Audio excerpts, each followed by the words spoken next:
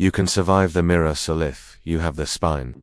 Then the next ones arrive. They're more public, more devastating, and crafted to take the pieces the mirror soul cracked and scatter them, but they build something stronger, if you let them. Soul number 2, the betrayer soul. This is the person you trusted with a part of your identity, your time, your heart, your plan, and they used it against you, abandoned you, lied, sold you out. The betrayal cuts deep because a part of you believed in them. That belief becomes a weapon turned on your own perception. Suddenly your trust mechanism is skewed. You feel stupid. You feel exposed. You feel like the world is rigged, and your mental map of loyalty fractures. But the betrayal breaks you mentally in a precise way. It infects your model of people with doubt. You begin to see ghosts where loyalty once stood. You oscillate between paranoia and numbness. That pain keeps you from forming alliances, isolates you, and makes you fraudulent lest you go deeper. Here's what the betrayer soul teaches. Trust is a skill, not a default. The manipulation isn't always malicious. Sometimes it's indifference. Sometimes it's ambition that devours empathy. The real break comes when you stop seeing people as inherently good or evil, and start seeing them as actors with agendas. That clarity gives you the power to navigate relationships instead of getting pulled under by them.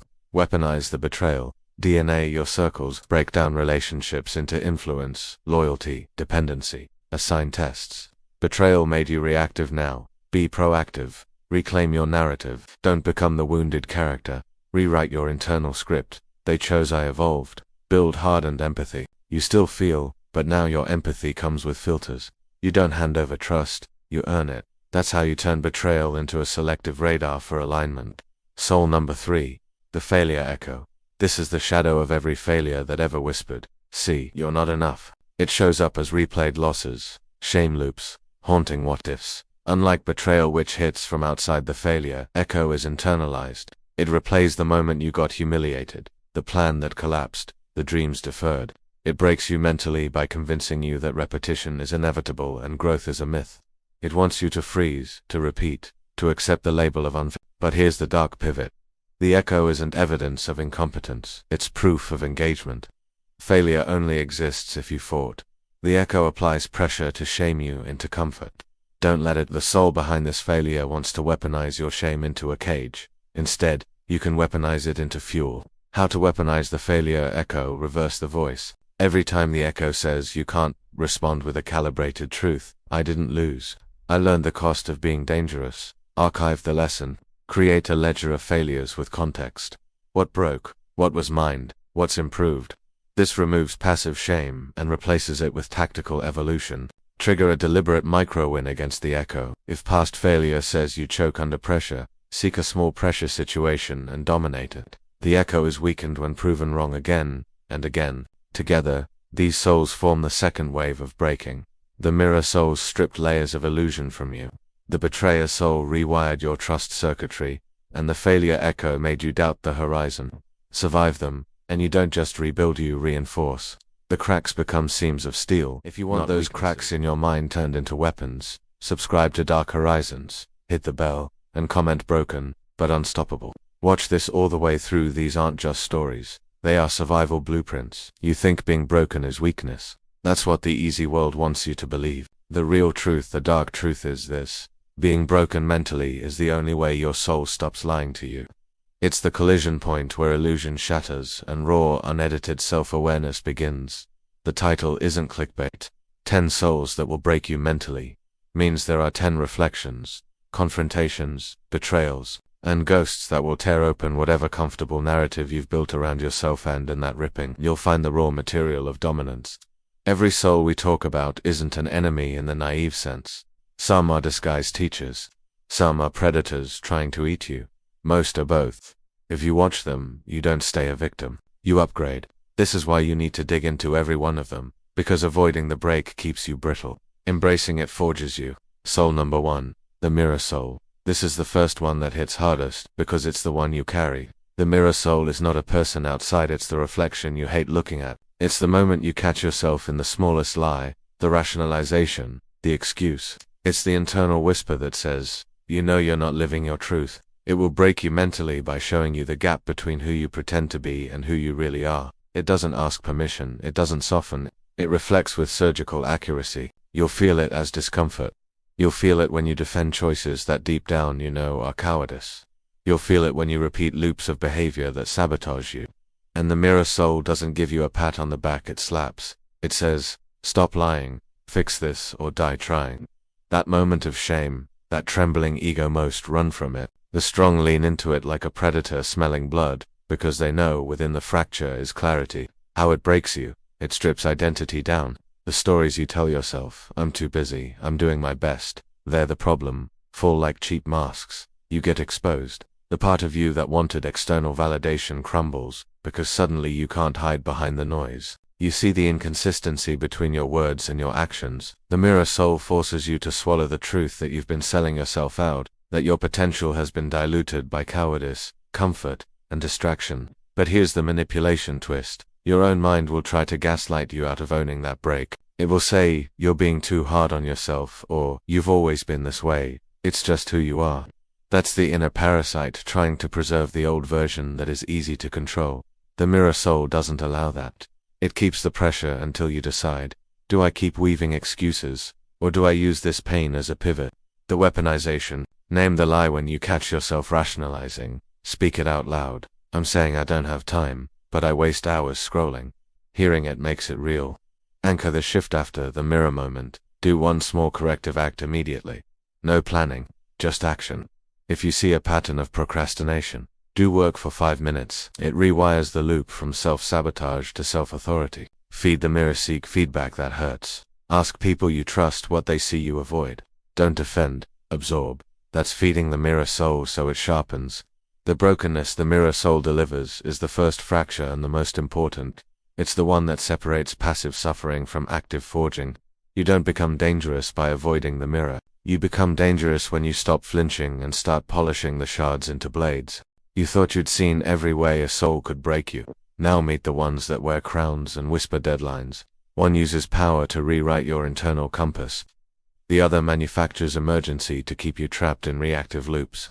These are the mental fractures that masquerade as structured, and when they break you, they leave you begging for permission and racing against ghosts. Soul number 6, the Authority Wraith. This soul wears influence like a cloak and uses it to fracture your sovereignty. It could be a boss, a parent, a cultural narrative, or even an internalized figure from your past, someone whose approval shaped your decisions. The Wraith doesn't just give orders, it rewires your moral axis. You have to do it this way. That's what success looks like. You're not worthy unless you conform. Its voice becomes the measuring stick for your value. The break it deals is devastating. You begin outsourcing your self-trust, layering their version of right over your instinct. You become a puppet whose strings are invisible because you believe their guidelines. The Authority Wraith exploits your need for certainty. It feeds you small doses of validation when you comply and thinly veiled disdain when you step outside its script. Over time, your internal voice warps, echoing their critique even in solitude. You hear yourself muttering, I shouldn't take that risk. They would say it's reckless. The Wraith's fracture keeps you safe in a predefined cage, while convincing you it's inevitable, inevitable, inevitable. That's why people live life shaped by ghosts of authority they never challenged. Weaponize the Wraith, audit its origin, trace back each internalized directive. Who told you this is the only way? Write it, challenge it, ask, is that my truth or theirs? Create a reverse authority list. Write down the values you refuse to outsource. Give them voice. I define what discipline means for me. Apply tactical disobedience. Start small, break one internal rule from the Wraith's playbook. Observe the fear, then act anyway. Each small rebellion fractures its grip. Soul number 7, the Scarcity Phantom. This isn't a person. It's the manufactured terror that time is running out. Opportunity won't come again. If you don't act now, you lose forever. The Phantom's break is psychological urgency, panic dressed as motivation. It hijacks your decision-making by turning every choice into a life or death sprint. You start sprinting on a treadmill of fear, exhausting yourself, then congratulating the Phantom on your productivity, while your soul burns out from reactive survival. Scarcity Phantom thrives on incompleteness, half-finished goals, perpetual soon, the constant whisper that better be faster, or it's gone. It fractures your ability to differentiate between real deadlines and manipulated urgency. You don't build, you scramble. You confuse scarcity with scarcity-induced self-worth. If you're not hustling, you're failing. That's the fracture. Your presence becomes a perpetual emergency response, not a creation state. Weaponize the phantom. Define real versus phantom urgency. Ask, if this disappeared tomorrow, what would matter? Is the pressure real or assigned? Implement deliberate pause. Before every now or never decision, impose a 24-hour rule. Sleep on it. Force the phantom to reveal its teeth. Real urgency sustains, canned urgency fades. Create value buffers. Build systems that reward consistent compounding, not frantic spikes. Your power becomes sustainable, while the phantom's panic fades into background noise. These souls, Wraith and Phantom, are architects of your mental cage. One tells you how to think, the other tells you when to act, always on borrowed time. Break their hold and you reclaim your timeline, your values, your sovereignty. You don't just survive their fractures, you become the one who writes the next authority and sets the rules for what's truly scarce. You survived the mirror soul, the betrayer soul, and the failure echo. You think the breakings are behind you. That's when the next wave hits quiet, seductive, insidious. These are the souls that don't smash you with obvious pain. They dissolve you slowly from the inside, by lying to your hunger and then measuring you against impossible mirrors. Soul number 4, the false comforter. This is the voice, the person whose entire currency is comfort disguised as care. It's fine, don't push so hard. You're doing enough, why change? You're okay as you are. It sounds like empathy, it tastes like reassurance, it numbs you. The break it delivers is subtle, it shrinks your ambition while wrapping you in a velvet cage. You stop evolving because someone stroked your ego and told you to settle. The comforter breaks you mentally by building a soft prison inside your head, your excuses parading as protection. The trick is this: the false comforter knows your pain. They know your fear of failure, of judgment, of being too much. So they rebrand your discomfort as a flaw. Why risk burning out becomes why chase more when this is safe. Your soul hears the whisper, you deserve rest. But rest becomes stagnation when it's driven by someone else's desire to keep you small. The more you accept the comfort, the more your edge dulls, and the louder the inner predator, your own potential, screams beneath the sedation. The break is not dramatic, it's the slow erosion of your internal demand for more. Weaponize the false comfort. Expose the sugarcoating. When someone says, you're doing enough, ask, enough for who? What's the metric? Force the soft reassurance into specificity. Most can't defend the vagueness. They retreat or reveal their own fear. Flip the script. Take the same phrase and turn it into fuel. If I'm already doing enough, then what's the point of status quo? I'll redefine enough. Create intentional discomfort.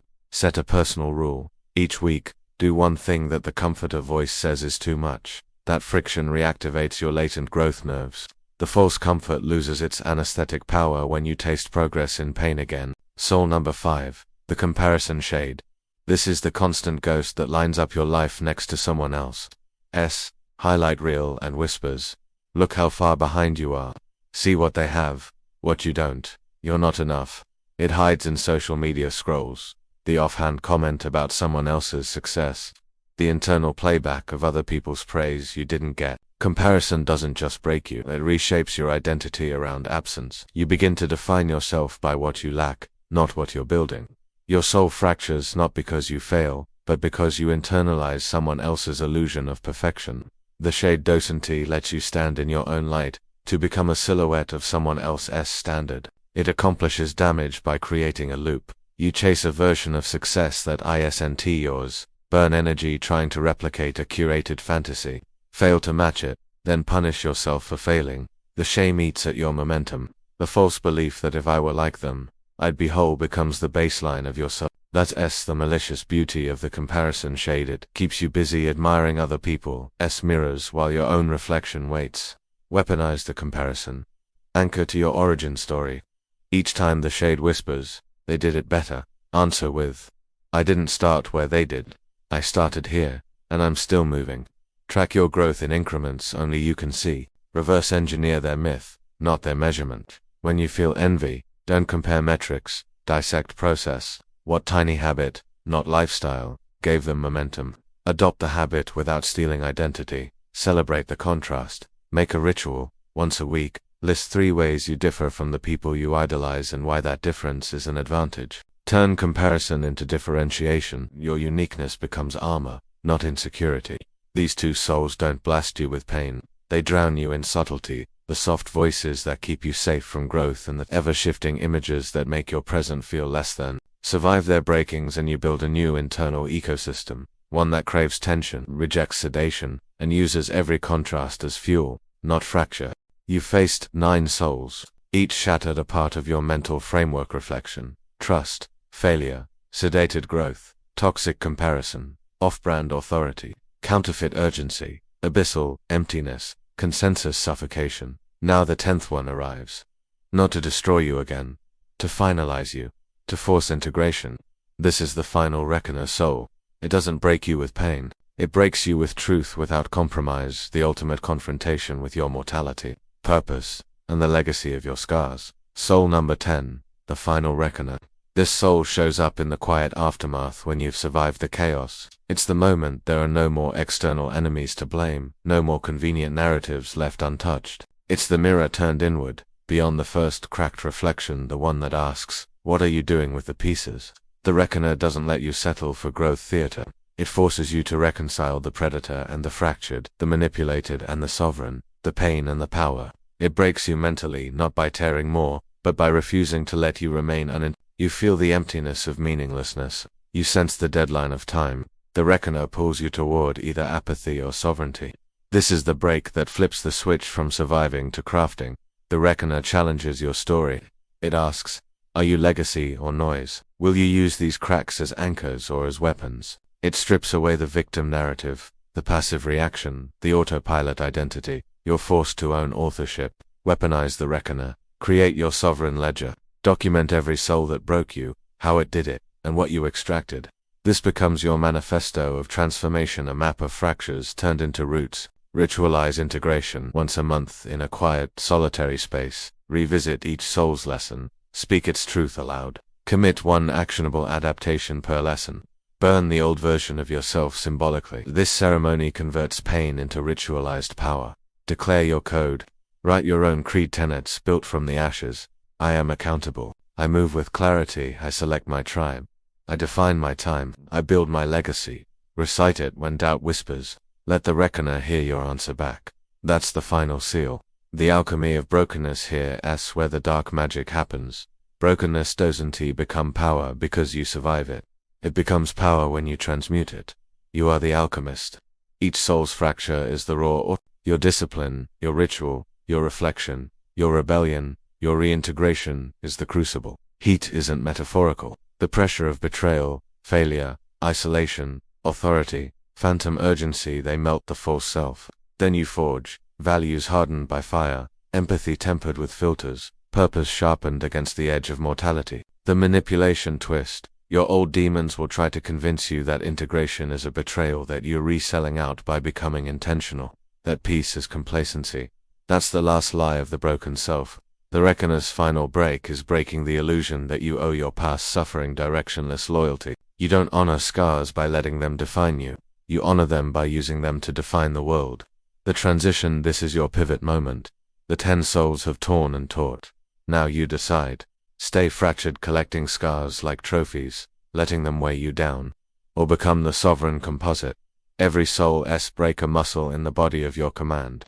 Do the following now. Write down the one soul that still has a hold on you. Identify the specific mental fracture it left. Name the survival lie tied to it. Speak it. Replace it immediately with the truth from your creed. Take one concrete action in the next hour that affirms that truth. This is not theoretical. This is war. The reckoner demands results, not intention. You've been cracked, sliced, rewired. The fractures aren't over. Now the next 2 souls take the broken pieces and hold them up to a vacuum and a mirror to see what you'll do with the silence and the noise. These aren't dramatic betrayals or obvious villains. They're the slow, almost invisible collapses that suffocate clarity and amplify weakness from inside your own headspace. Soul number 8, the isolation abyss. This is the void that opens when the people who mattered withdraw, when you were left with your own reflection, and the silence amplifies every doubt. It doesn't always show up as being literally alone. Sometimes it's the feeling of being unseen in a crowded room.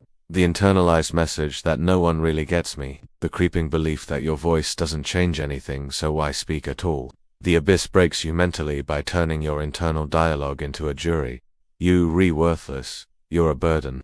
You're invisible. It makes you shrink. It makes you chase approval like oxygen because the lack of it feels like drowning. This soul is subtle because it's masked as self-preservation. It whispers, "You'll be better if you just hide." The same hiding that kept you safe when you were weak now traps you when strength is the only escape. You start measuring your progress in silence, mistaking your withdrawal for discipline, when the truth is the abyss is feeding your fear of exposure back into your system. The more you pull away, the louder it screams that you're disappearing, and the louder your mind tries to fix that with either numbing or frantic attention-seeking. That oscillation fractures resolve.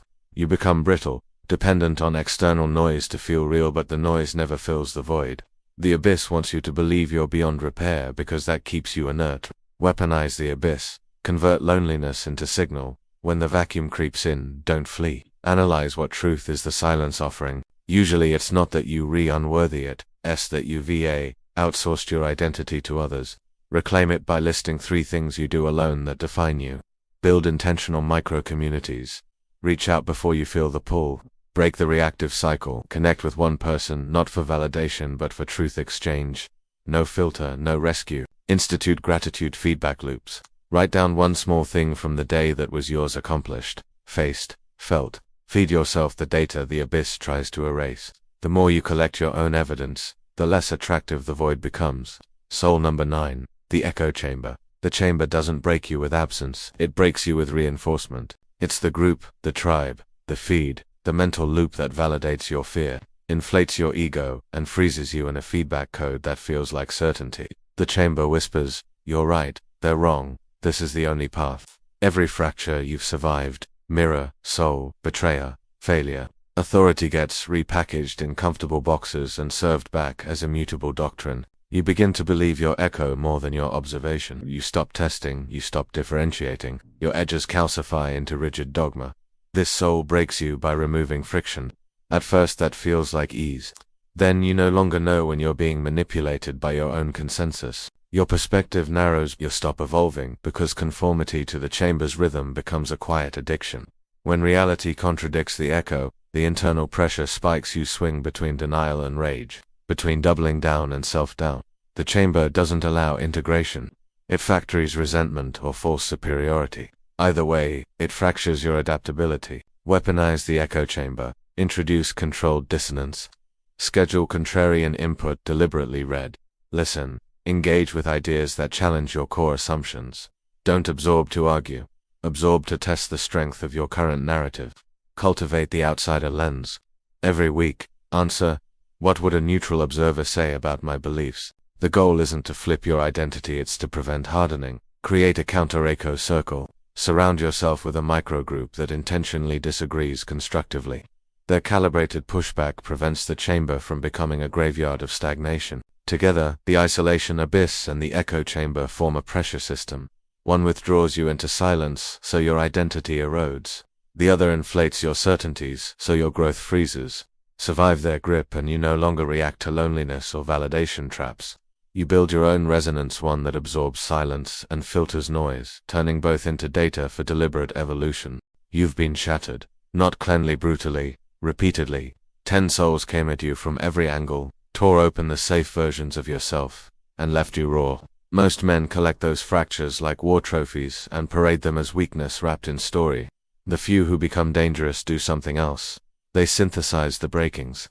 They build a mental architecture out of the ruins. This is the forge where broken edges become deliberate strength. The first truth of synthesis. Your mind isn't a battlefield to survive, it's a workshop to design. Each soul that broke you delivered data truths embedded in pain. The mirror soul showed you deception in your own reflection. The betrayer rewired loyalty. The failure echo provoked shame turned into calibration. The false comforter and comparison shade tried to dull and shrink you, while the authority, wraith, and scarcity phantom attempted to own your decision-making and urgency. The isolation abyss stripped your identity. The echo chamber frozen you in feedback loops. The final reckoner pulled all those raw elements and forced choice. Now the task. Stop reacting to those souls. Build with them. Step 1. The sovereign map. Create a map, a visual, ugly, honest map of the 10 souls and their fractures. For each, name the break. For example, authority, wraith, outsourced self-trust. Write what you believed because of it. The lie. Write the truth that annihilates the lie. List the tactical extract. What you took as weaponized lesson. This map is your mental blueprint. It lives in a notebook, a locked file, burned into your memory through retrieval practice. When your mind tries to default to old patterns, you pull out the map and see the lineage of its manipulation. You're not guessing anymore. You're referencing lineage. Step 2. The daily integration loop. Brokenness becomes power when you integrate it daily. Create a short ritual, 5 minutes, morning or night, that does this. Reflection. Pick one soul from the map. Read the lie it fed you. Reframe. Speak its truth. Authority. Wraith says, I need approval. I say, I define my value. Action. Do one micro-correction that day tied to that truth. If it's the scarcity phantom, schedule a planned pause. If it's the mirror soul, call out a rationalization and act against it. Record. Mark the attempt and result. No judgment data. Repeat. Rotate souls. In 30 days, each fracture won't just fade, it will have a built-in countermeasure. The broken becomes reflexively strengthened. Step 3. The alignment filter. Most people let their environment pressurize them into old patterns. You're different. You filter everything through. Does this align with my forged framework? Before accepting a relationship, run it through your map. Which wounds does it trigger? Are they old battles or new growth? Before taking direction, ask, whose authority is this? Is it a wraith echo or your sovereign code? Before chasing urgency, differentiate the phantom from reality. Pause, clarify, then act. This filter is your immune system. It keeps infections of manipulation out while letting constructive friction in, friction that refines, not fractures. Step 4. The circle of reflection. You were broken by souls, some external, some internal. Now build a small, selective circle, not a crowd. 3 to 5 people who reflect back hard truths without softening, feeding your mirror soul productively. Challenge your sovereign map with constructive dissonance, keeping the echo chamber from calcifying. Hold you accountable to actions defeating the inertia of the false comforter's sedation. Meet them monthly. Share your map. Ask, which fracture am I ignoring? And where am I defaulting to old scarcity panic? Their reflections are not comfort, they're calibration. The circle becomes an evolving feedback engine that keeps your architecture adaptive, not brittle. Step 5. Ritualizing the predator's pause in every decision. Build the pause. The scarcity phantom screams urgency. The authority wraith floods you with default obedience. The creditor's pause is your sovereign buffer. Breathe. Consult the map. Apply alignment filter. Choose. This pause is your mental crown, an act of dominance over reaction. It's the moment where broken instinct is overridden with forged intention. Step 6. The identity synthesis declaration. You don't carry the scars like labels. You declare them as origin points. Write a declaration. I am the composite of every soul that broke me. Their fractures built my code. I move with the integrity of the reckoner, the calibration of the mirror, the selective trust of the betrayed, the stamina of the failed, and the sovereign peace of the integrated. Read it aloud weekly. Bloodless identity won't survive. Your voice giving weight to your new identity makes it real. The psychological manipulation twist here is the manipulative edge you now deploy on the world. Everyone else is still operating off their unprocessed fracture. Their internal parasites remain unexamined, their authority ghosts unchallenged, their echo chambers untested. You can predict their defaults. You don't prey on weakness out of malice, you navigate their predictable cracks to build alignment, avoid conflict, and direct influence. That's why integration isn't just self-preservation, it's strategic dominance in every realm you enter. All the breaking, all the forging, all the rituals coalesce here. Section 8 isn't a finish line. It's the moment you don't just survive your mental shattering, you become the darkness that shapes others. When you wear this crown, your power isn't loud. It's an echo that pulls from the abyss and commands without explanation. This is the legacy phase. How you stay unbreakable, extend your reign, and leave a mark that makes those who come after you adapt or crumble. The crown. Internal sovereignty code. You've built a creed from the broken pieces. Now codify it into your highest law. Example structure. I act from calibrated truth, not default narrative. I pause before reaction. I choose before response. I trust selectively. I test relentlessly. I define urgency. I dismantle phantom pressure. I build alliances, not attachments. I integrate pain into power daily. I write my legacy. I don't inherit someone else's story. This crown isn't worn on the head, it lives in every decision. Repeat it daily. Let it be the filter by which you judge opportunities, people, and direction. Sovereignty is not granted.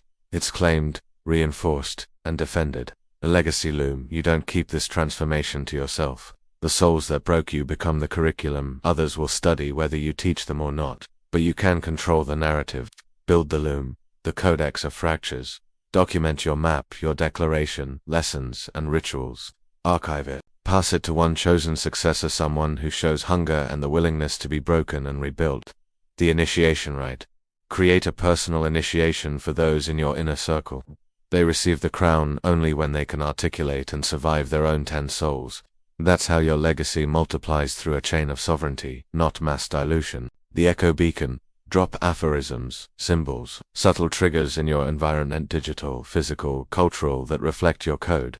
These become whispers in other people's minds, seeding alignment into those ready to be shaped. Sovereign expansion. Brokenness anchored your depth. Now expand without losing integration. 3 moves. Teach to test. When you explain these souls to someone else, you test your own architecture. If you can't explain it clearly, you haven't mastered it. Probe the world. Use your map to read others. Identify where there's still fractured mirror, betrayals, authority ghosts. Offer alignment or avoid entropy. Protect the crown. Enforce your boundary rituals. The crown isn't safe from new fracturing. The same 10 souls will re-emerge in new forms. Stay vigilant. Refresh your integration loop quarterly. Revisit the reckoner. Renew your declaration. The final integration war legacy isn't passive. You face the temptation to justify regression, to soften the edge for comfort, to let the phantom scream louder. Every time you feel that pull, return to the origin. Reopen the sovereign map. Read the declaration. Perform the predator's pause. Take the micro-corrective. This is how you stay crowned. This is how your broken origins become an unending ascent, not a memory. The closing hammer. You've now done the hard work. Broken at the edges, forged in fire, integrated into a structure others chase their whole lives without ever learning to build. The world will try to fracture you again. Some souls will return wearing new names, new masks. You won't be naive.